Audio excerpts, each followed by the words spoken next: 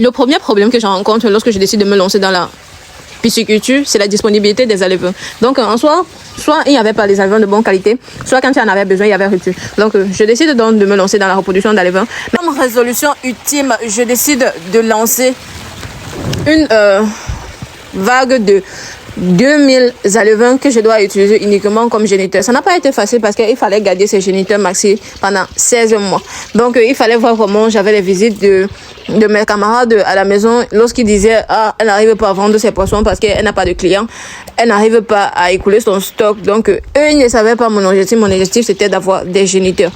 Une fois que j'ai décidé de me séparer d'eux, j'ai eu le courage de garder mes poissons pendant 16 mois pour avoir des géniteurs de qualité.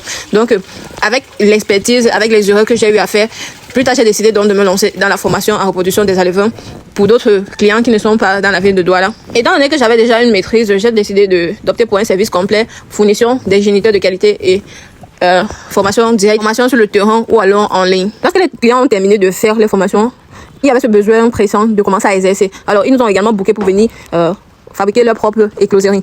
Donc, parvenu au terme de cette journée, il était question pour nous de faire une écloserie pour notre client. Donc, nous avons terminé et c'est l'heure de rentrer. On a terminé. Le travail est hyper bien fait. Plus tard également, nous avons eu les clients qui ont sollicité la formation directe dans leur maison avec installation d'écloserie. Donc ça a été très facile pour nous parce qu'il y avait déjà la maîtrise en soi et les paramètres qu'on devait prendre par rapport à l'eau disponible chez le client. Donc dans cette séance, c'est là vous pouvez voir que le client est à 100% dans une manœuvre de pratique. Donc c'est pas quelque chose qu'on vous explique juste verbalement. Vous-même vous pratiquez et puis on corrige.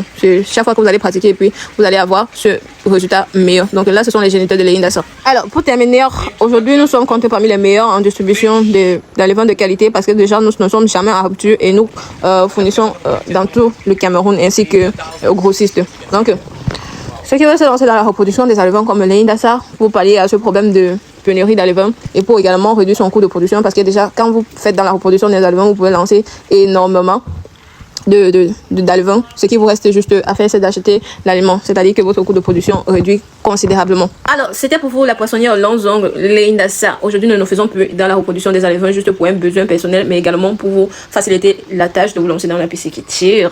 Allez, on dit qu'à